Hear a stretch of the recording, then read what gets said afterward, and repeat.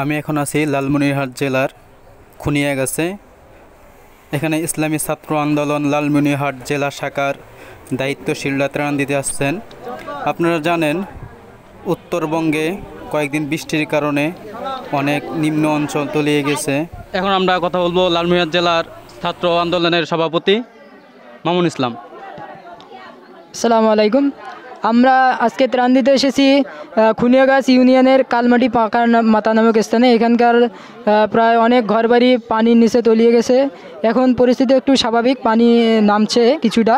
তো আমরা তাদের মাঝে কিছু ত্রাণ সামগ্রী, তাদের দুঃখটাকে ভাগাভাগি করার জন্য তাদের সামান্য কিছু হাদিয়ে নিয়ে আমরা কিছু ত্রাণ সামগ্রী তাদের মাঝে বিতরণ করলাম। এইখানে অনেকের অবস্থা খুবই শোচনীয়। পানি ওঠার কারণে অনেক ঘরবাড়ি, প্লাস অনেক ফসল নষ্ট হয়ে গেছে।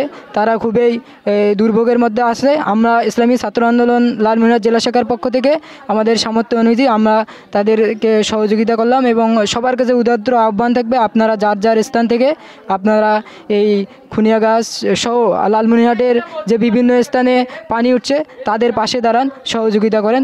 আমরা সবাই তাদের পাশে দাঁড়ালে তাদের দুঃখ কষ্টটা একটু লাঘব হবে, এই আশাবাদ ব্যক্ত করতেছি আমরা।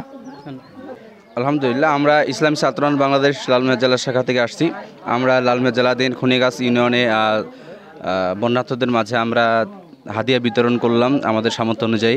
পীর সাহেব হুজুর চরমনায়ের আদেশক্রমে নির্দেশনা ক্রমে আমরা কেন্দ্র থেকে আমাদের দিক নির্দেশনায় আমরা ছাত্র আন্দোলন জেলার দায়িত্বশীলরা আমরা তাদের মাঝে ত্রাণ বিতরণ করলাম। আমাদের এই ত্রাণ বিতরণ ইনশাআল্লাহ সামনে অব্যাহত থাকবে ইনশাআল্লাহ। ধন্যবাদ।